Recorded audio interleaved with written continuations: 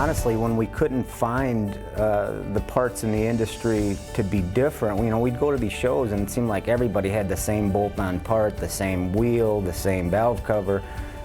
We just felt that the only way we can be different in this industry is to basically start building some parts of our own. And that's tough. You actually kind of think it out and figure out what part you want to do. You physically build it, and then it seemed like as we showed up at these shows with this, these cars that we had built a bunch of our own parts for, maybe let us stand out a little bit more than the next guy. And from there,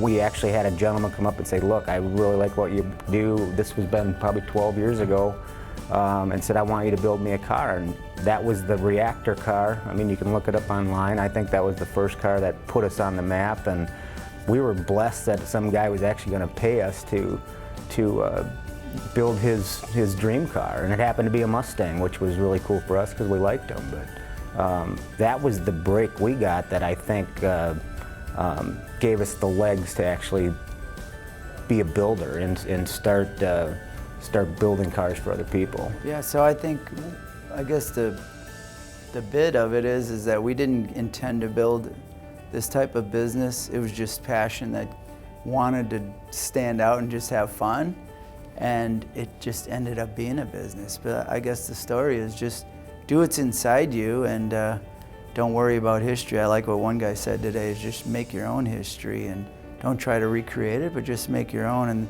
if it doesn't work out, that just do it and have fun, and I think things will work out if you stay true to who you are. That, and like Troy said earlier, no matter what you do in life, you definitely have to have passion for it, and you try to do it the best you can. And I think if you're going to start to be a builder, if you show up with a car that's, I don't care if it's a 72 Pinto or whatever car it is, but if it's really done nicely, the gaps are good, everything's good, it's going to stand out much more than a 72 Pinto that's kind of okay and it's got kind of good paint and you got two billet scoops that you thought were really cool that you bolt onto the side.